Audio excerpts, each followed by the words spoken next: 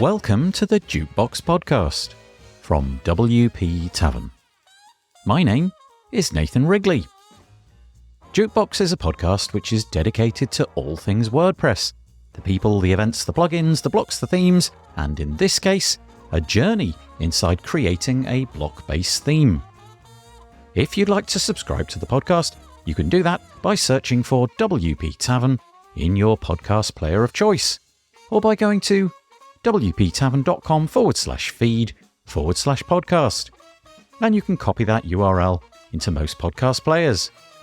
If you have a topic that you'd like us to feature on the podcast, I'm keen to hear from you and hopefully get you or your idea featured on the show. Head to wptavern.com/contact/jukebox and use the form there. We release these podcast episodes every Wednesday, but next week there's going to be a break. I'm going to be heading to WordCamp Europe in Athens to record some more interviews, and if you're there, I do hope that our paths cross. Normal service will resume soon.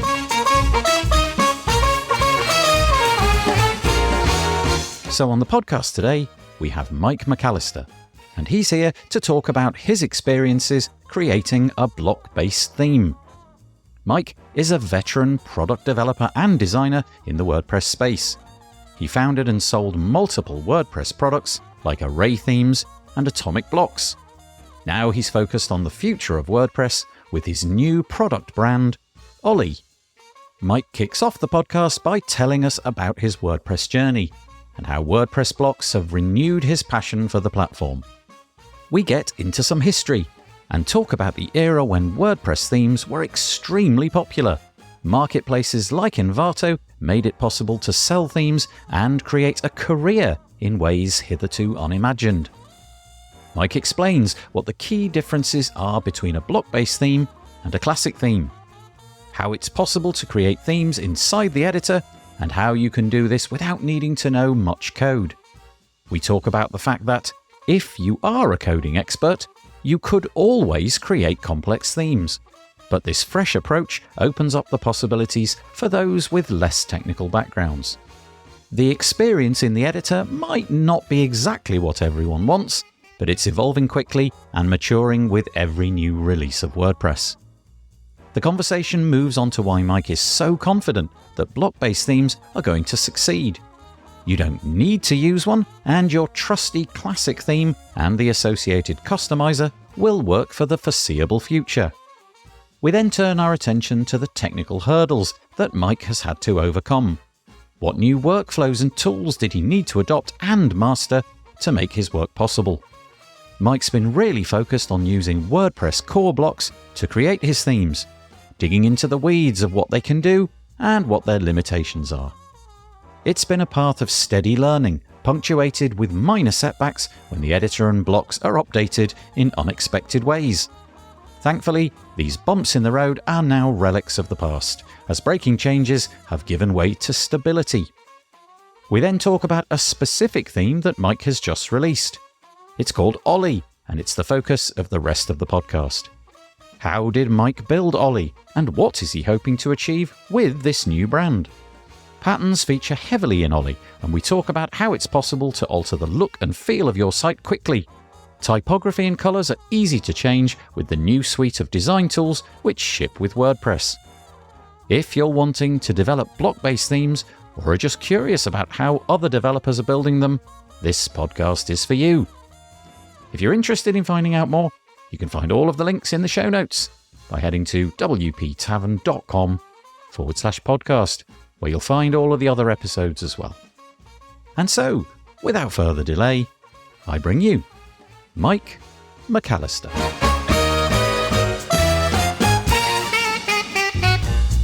I am joined on the podcast today by Mike McAlister. Hello, Mike.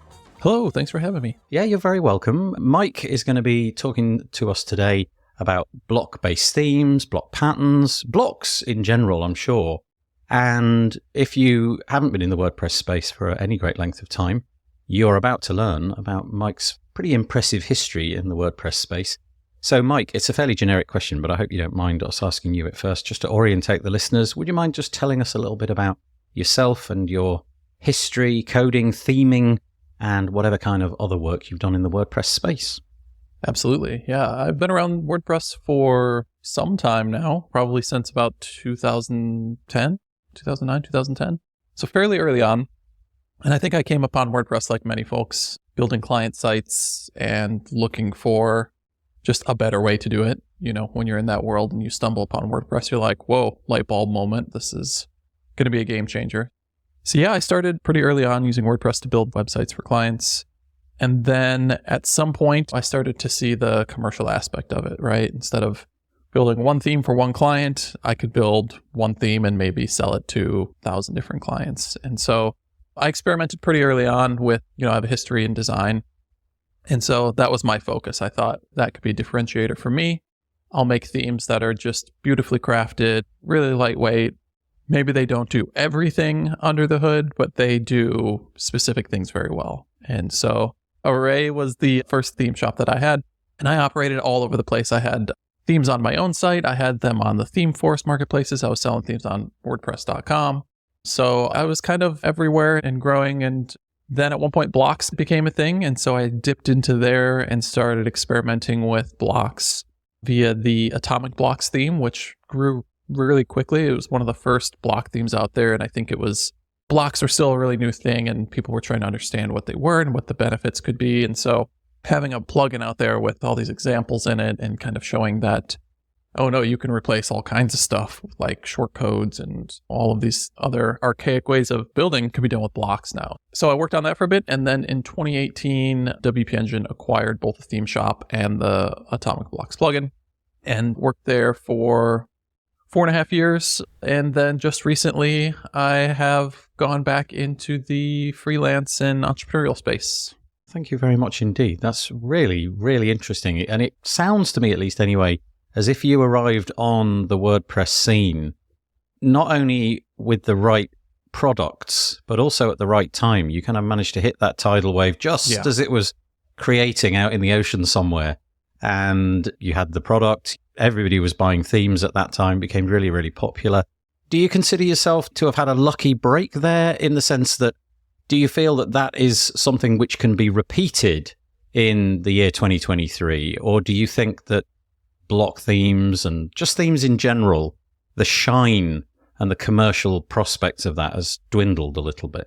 That early era was certainly something special. I think there was just so much attention focused on themes and as this new shiny thing, and they unlocked a lot of capabilities for people. They were able to go from trying to make their own sites to making their own designs to having these tried and tested templates. And so that was a huge thing. And the rise of the Envato market at the time was a huge part of that success. Love it or hate it, at the time, that was a huge thing and proliferated WordPress themes out into the world beyond our bubble. And so that, I think, was a huge deal at the time. Now, whether or not now we can kind of replicate that is really tough to say, because since then, the market has become quite saturated in that there are so many different ways of building with WordPress, and you have things that are spinning off like Elementor going off into their own world. They're still kind of 1 foot in WordPress, 1 foot out, and we have all of these other website builders that we didn't have back then,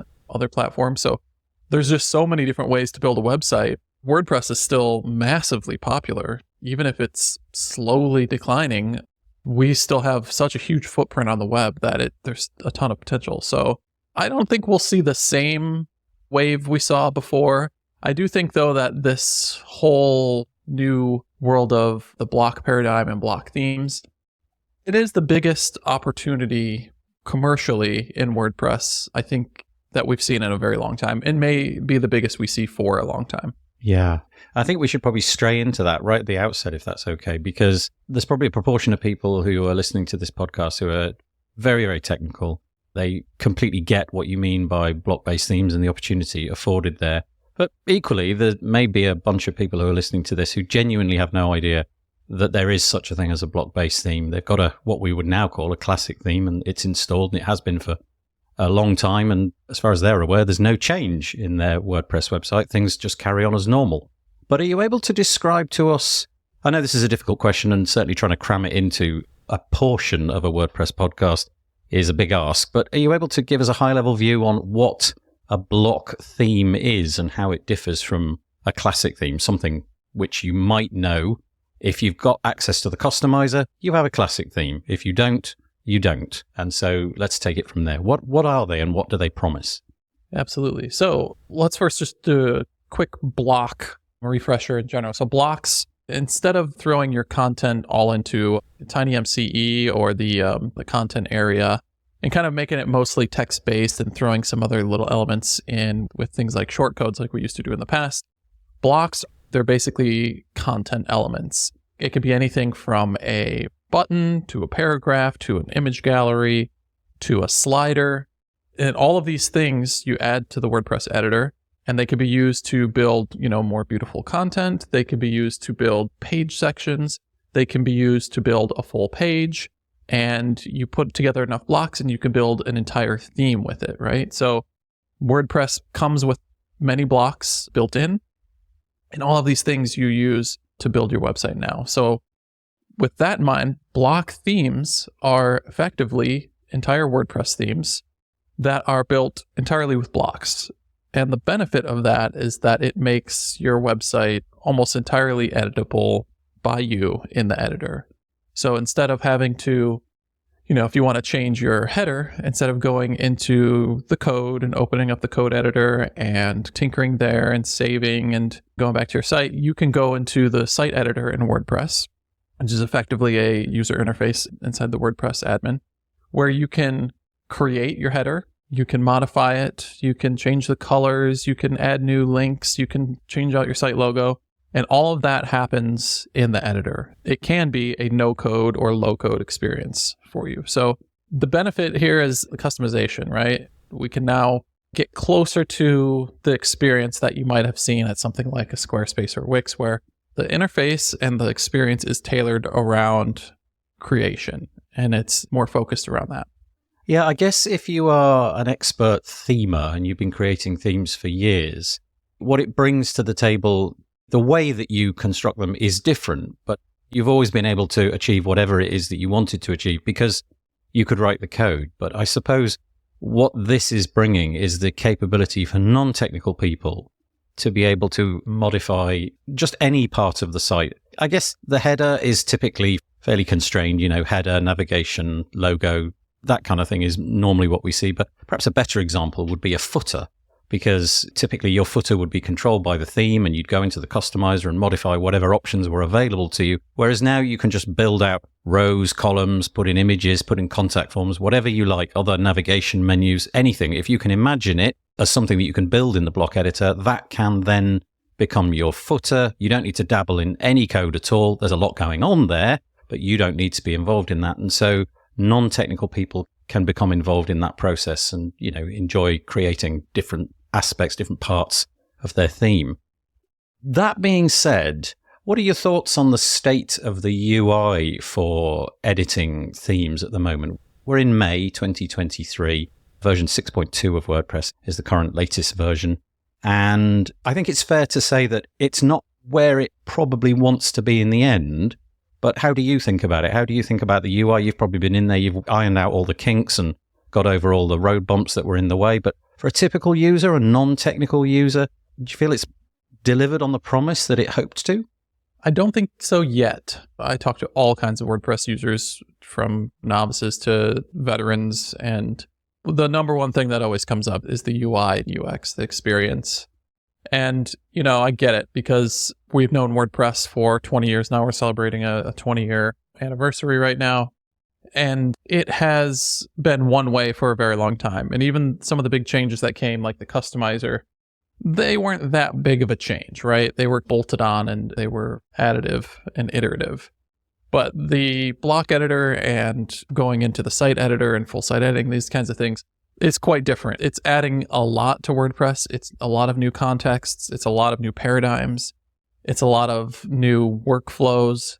And I think that is a very difficult thing for people to figure out, especially over the past few years where things have been shifting so much and people don't know quite when to hop in. And then when they do, it doesn't work exactly like they had anticipated, or some of the features are released as working prototypes we're kind of met with these things. And so I get the frustration when you hop in there and somebody's telling you, oh, it's way better and you can do all this stuff now, and you install a block theme from .org and it's like half busted and the styles don't work and you don't know your way around. So I get it. It can be a very frustrating experience. I will say the past few releases I think have been a lot better, and they're ironing out a lot of the kinks. The ground underneath the software isn't moving as much from release to release. And if you follow along on some of the GitHub tickets or you stumble into some of those, there's a great deal of discussion going on about the many shortcomings of the UX. And so it is something that's always being worked on. And I think it's important to just remember that it's never going to be easy to drastically change a piece of software that is being used for so many use cases for so many people. We know it powers half the web. And to make a leap into the block era like this, it was never going to be easy. It was never going to be comfortable.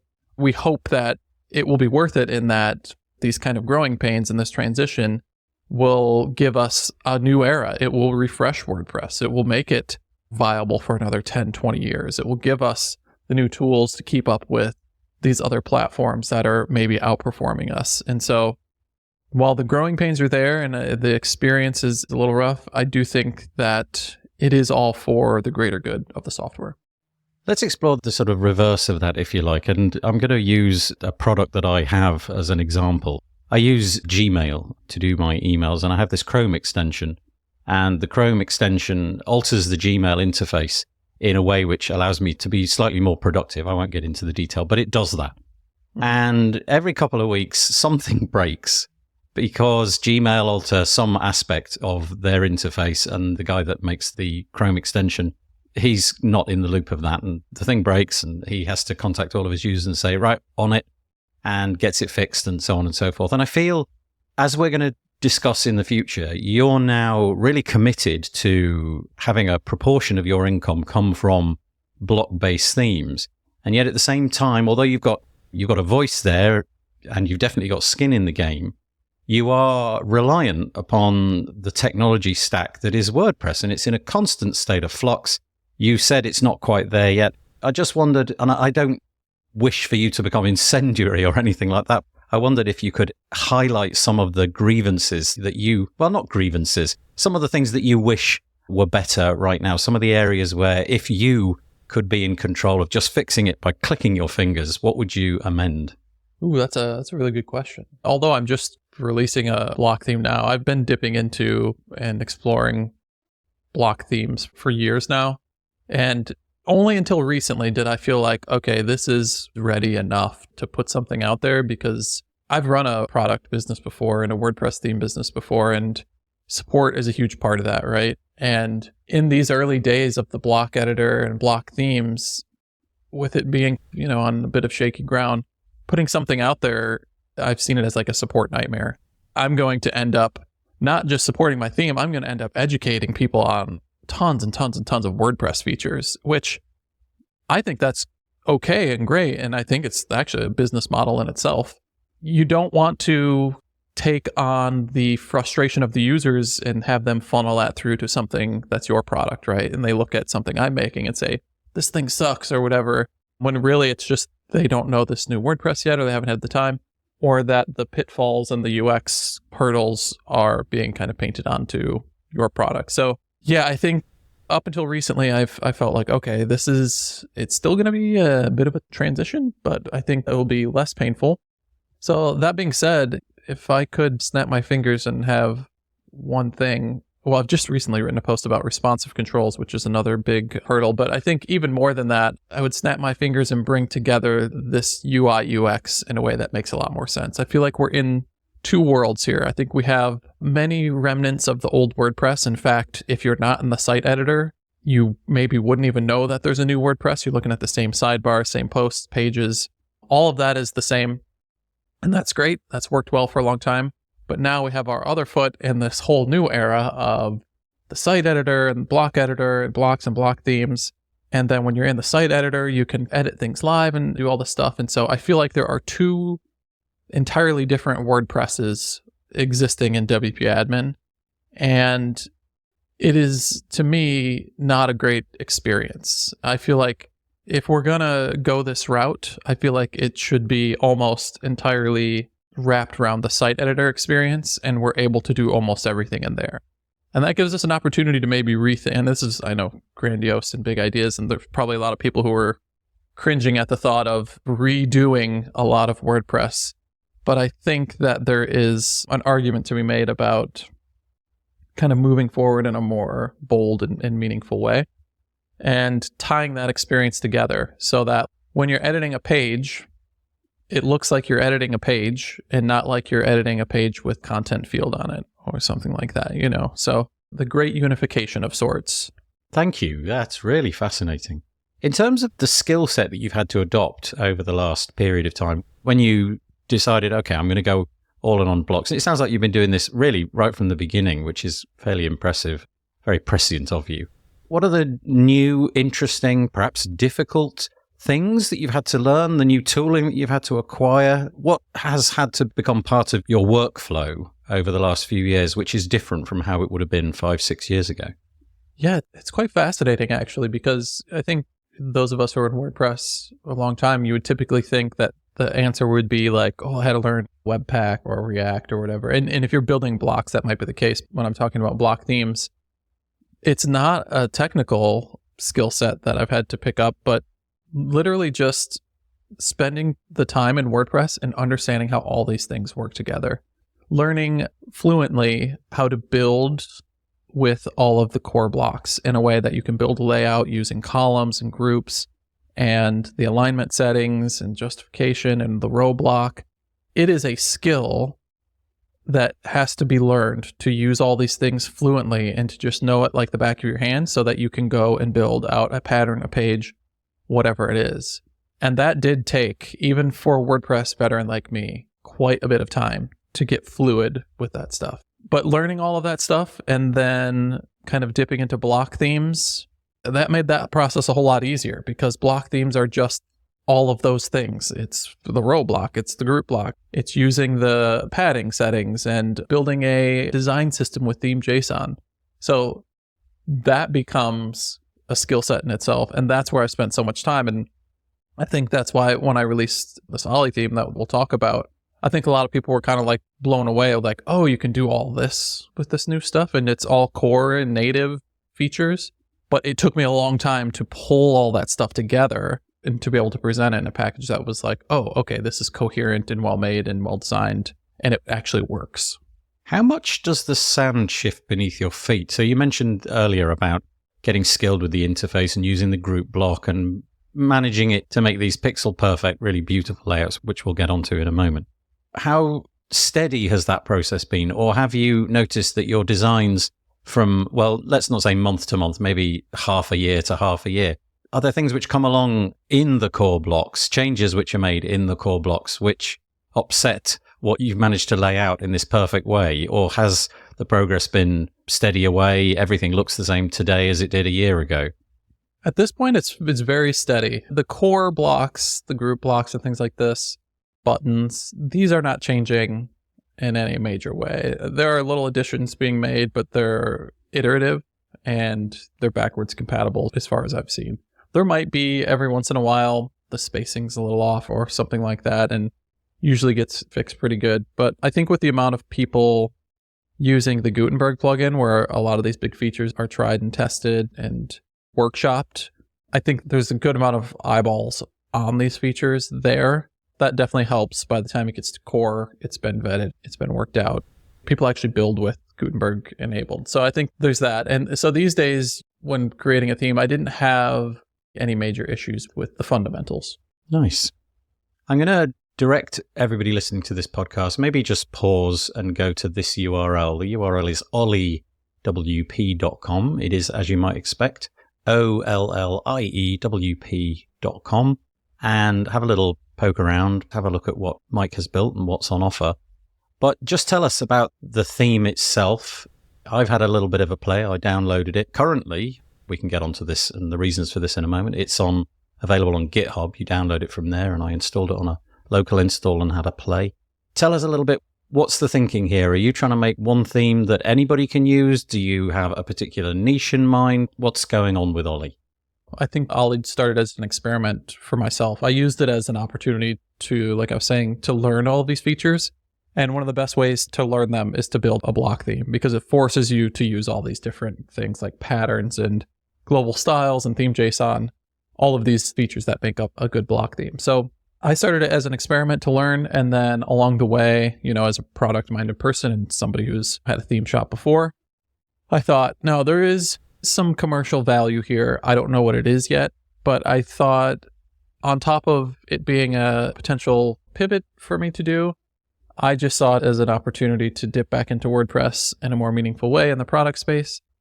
And I like creating things that people can learn from. I like putting things together in a package that you can hand off to somebody or send them the repo and they can see and pick through the code and learn. And so that was the kind of intent behind Ollie. And right now it's just one theme with a bunch of beautiful patterns in it that you can use to quickly build out pages.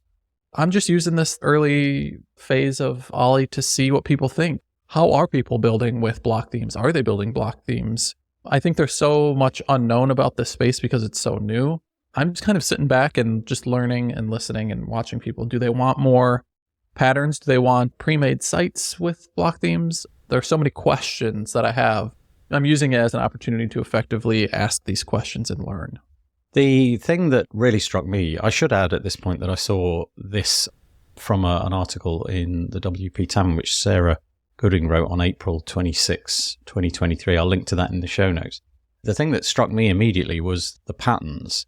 And I saw screenshots of the patterns and I thought, wow, they look great. And there was a video that I think she put together scrolling through some of the patterns and thought, actually, that's new, that's interesting. They are right on the money for me. They look how I wish I could do things.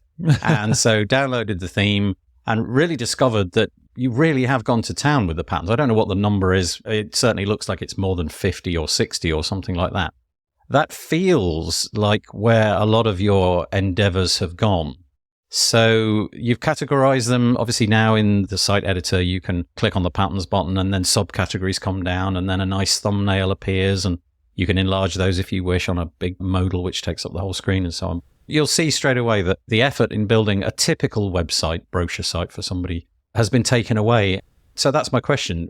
Did you approach this with patterns in mind? Like this is going to be a repository of great patterns and the rest hopefully will build itself, if you know what I mean.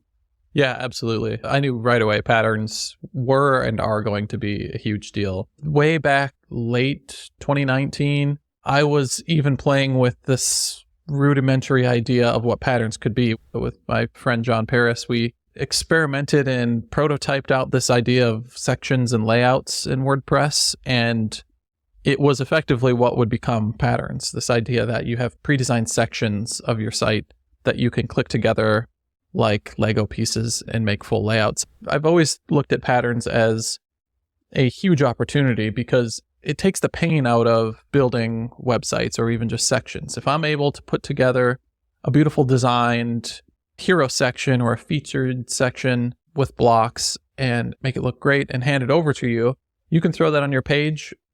You don't have to mess with the design. You just tweak the colors if you want and change the content, and then you go about your business. We've removed the pain of even you having to build your own blocks or your own patterns.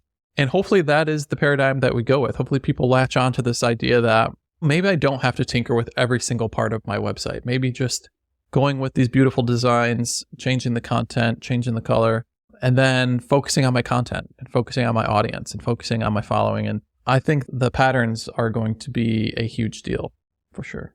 Truly, I think the designs are absolutely fabulous. They are categorized into posts, text, call to action, cards, features, heroes, pages, prices, and testimonials. Who knows, maybe that will be expanded over time. But in each of those, there's, in some cases, a handful, and in many cases, multiple dozens, really, of different patterns that you can select. And if you've never had the experience of doing this in a theme, you just pick on one that you like and you just click on the icon and there it is. It's now the next part of your website. And you can then amend it, you can change it. Give us a bit of an insight into what people can do in terms of saving things. So let's imagine that they're using yours as sort of boilerplate and they're going to click things in, but they want to amend the colors. Yours is fairly opinionated. It's nice dark black and there's this lovely kind of blue color, which dominates everywhere. But obviously that might not fit with everybody. Is it fairly straightforward, again, for inexperienced users to save those and modify them and keep their own modifications with this new site editing interface? Absolutely. That's kind of the beautiful part about this, right? Is that you can go into one of your pre-existing pages and click to add one of the patterns I've designed and put it on your page. Or you can throw a full layout, which I've included a few full layouts like home, about, and features and things like this. You throw it onto your page. You customize it how you want. You can change the content inline. You can change the colors on the page if you want, or you can go to the global styles in the site editor and you can change that bluish purple color that I've chosen to whatever color you want, your brand color. And instead of going through and changing it on every little pattern, it will change that color on every single pattern I've included in this theme.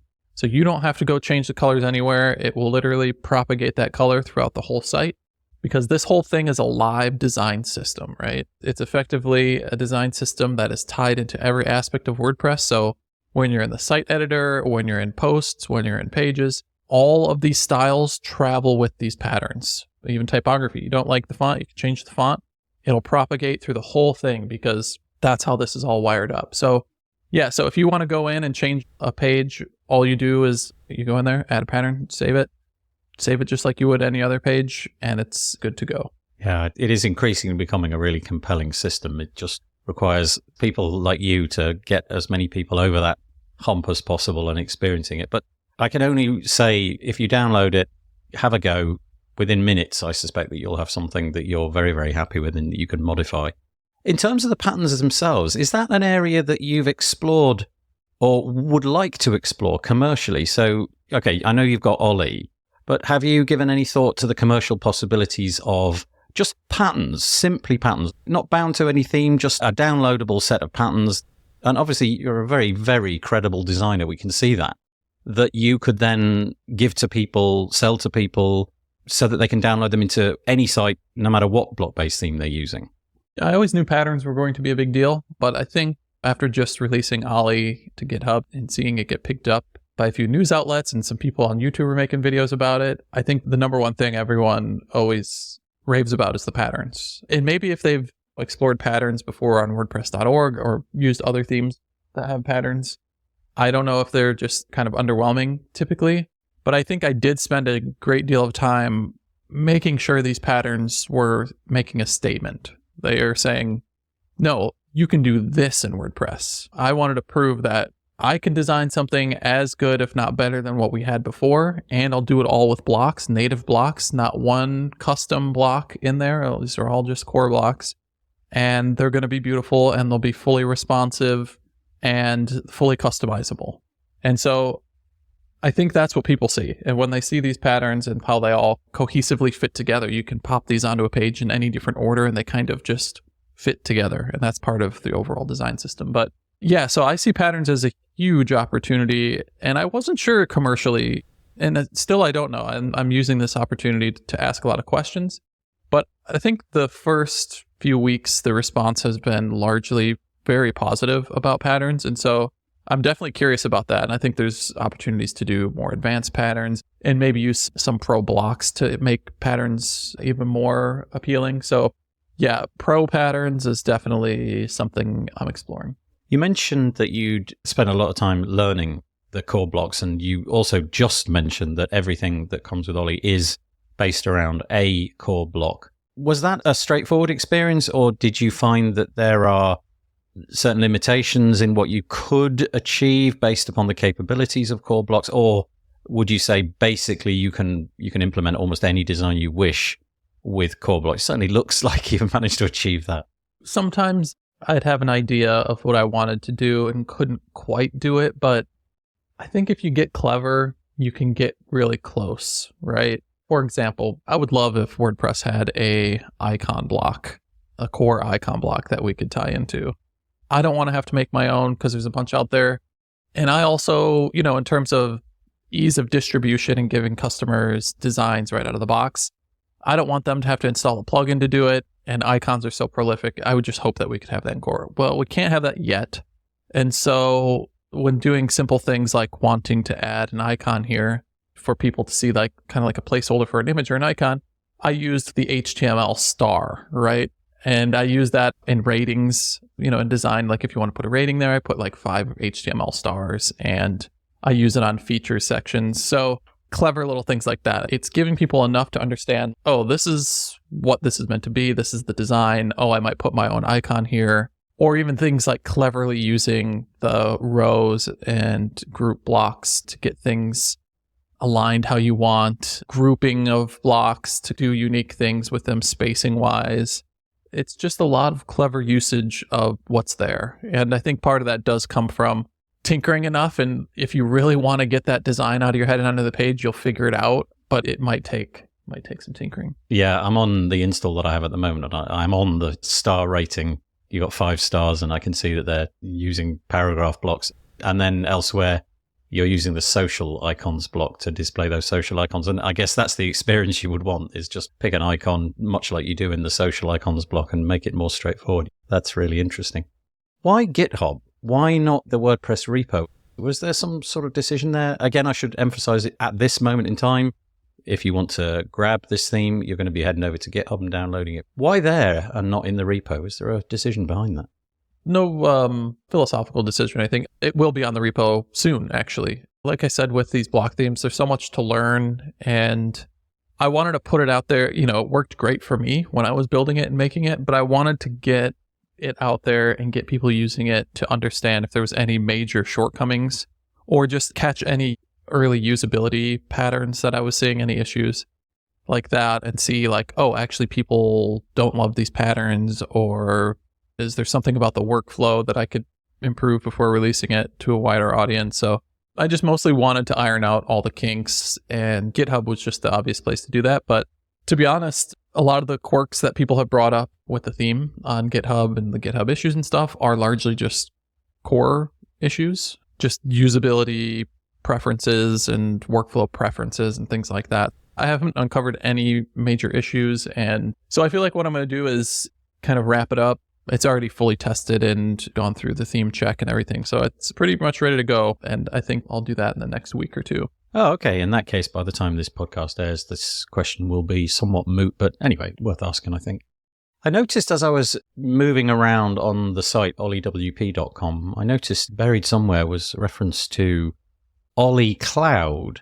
And that got me thinking, okay, in that case, is Ollie something bigger than simply this one theme? And so that's where I'm going to take the conversation next. Is Ollie, in the same way that you had array themes and you had atomic blocks, is Ollie something bigger for you, Mike? Is that a direction that you're going to take it in? Are you now hoping to sort of have a bunch of things wrapped around in the Ollie branding?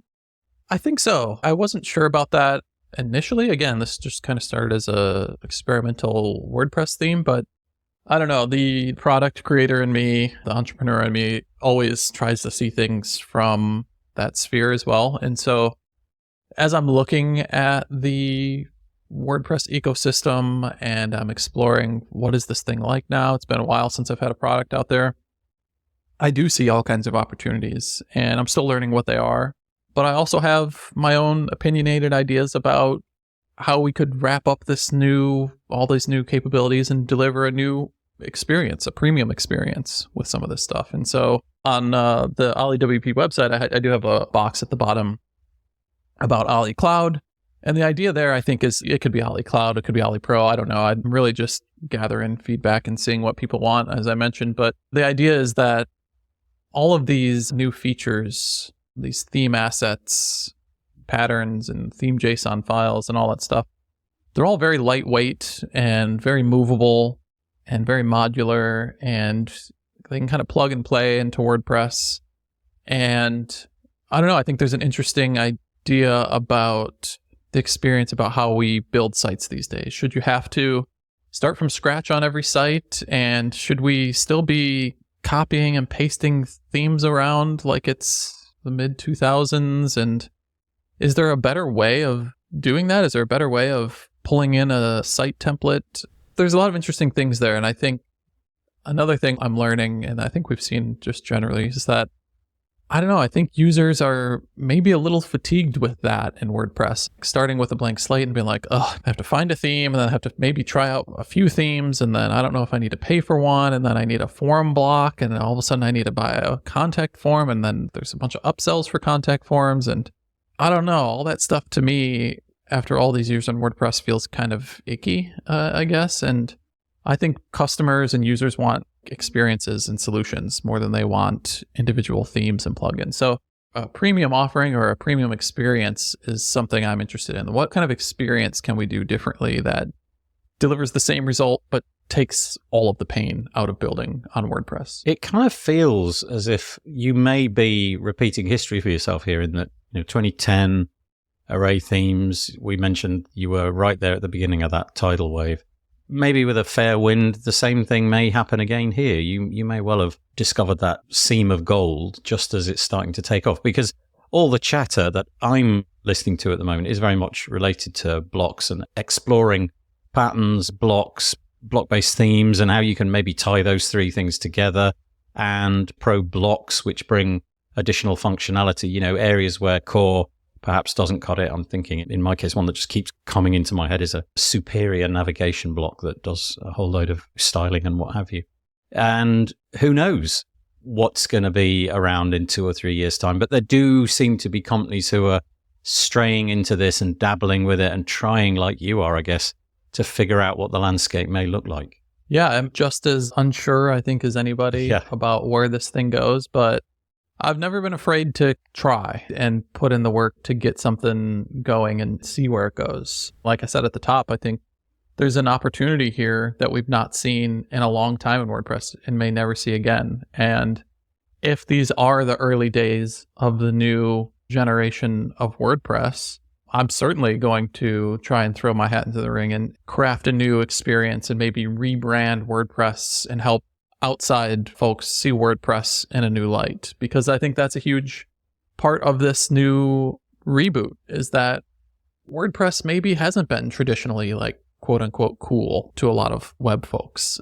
It's certainly very popular and very prolific, but we maybe haven't attracted the best talent and the best coverage in the wider web world. So I look at it as an opportunity to rebrand that and maybe grab another cohort of the web that we haven't had yet. And I think part of that is new products and different products and better looking products and better experiences and taking some of the pain out of WordPress that we've traditionally had. If somebody listening to this is inspired about block themes in general, because that's been the broad tenor of what we've talked about, do you have any names to drop or resources that you've used that enabled you to learn this kind of stuff? And if you do mention anything, I will endeavor to link it into the show notes. I don't mean like a laundry list of hundreds of things, but maybe a couple of things which you thought, actually, for those that are exploring this, this is a really great resource. This is a really profoundly interesting person, and so on. Yeah, first I would start, I'm somebody who, I need to work from examples. I need to see the code and I need to see a working thing to get inspired and know how to do things. So on that note, you mentioned that Ollie is on GitHub. It will remain there. This version of Ollie that I'm putting out is always going to be free and always going to be on GitHub. So it is a great resource for picking through the code, especially theme.json, where I think there's so much you can do in there, but it is hard to understand what you can do when you're kind of looking at it from the outside. So if you're curious, start there, because I've wired this thing together, I think, how it should be, or largely how it should be at this moment in time. And so it'll give you a great head start and great understanding of how all these things tie together. So start there. And in terms of people, I actually, on my Twitter list, or on my Twitter page, I have a list of WordPressers. And on that list is a great many folks who are a lot of voices in this stuff. WordPress core folks like Nick Diego and Rich Taber and Carolina Nymark. These people spend a great deal of their time in WordPress and listening to WordPress conversations and taking part in the GitHub conversations. So I would check out that list. I can actually send it over to Nathan as well if he wants to include it. Yeah, that'd be great. I will in some way copy and paste it into the show notes or somehow link to it. But yeah, that's really helpful. Thank you so much. Twitter is, love it or hate it, it is where traditionally the WordPress community has hung out. And so it still is the case, even though some people are coming and going. it still is where a lot of conversation happens on WordPress and WordPress development and what's new. And so it is a good place, even if you just want to read and follow along, it is a good place to see those conversations. I will link to whatever it is that you send me, Mike. Thank you for that. Okay, just one final question. It's more about people finding you, really. If somebody's listened to this and their interest has been piqued, what are the best ways? It sounds like it might be Twitter, but it may not be. What are the best ways to get in touch with you, Mike? Yeah, I'm most active on Twitter. Like I said, I think that's kind of where our community is, still thriving. And so, yeah, I'm on Twitter. Largely, my personal account is at Mike McAlister. I do a great deal of tweeting about WordPress and design and the intersection of all these different things. And then there's a dedicated Twitter account for Ollie as well. You can follow that. That's at Build with Ollie. I'm also writing on the Ollie WP blog fairly regularly. So this is another place where I'm able to share my learnings of all of this stuff with block themes and WordPress in general. And I'm writing some long form content, some short tips and tricks. And that's all the time I have to hang out. Yeah, you have other important things to do. That's right. Yeah, by the sounds of it. Mike, really appreciate you chatting to us today. Thank you so much. And every success with Ollie, whatever direction you take with that. Thank you so much. I love chatting about this stuff, and this was a great forum for that, so thank you.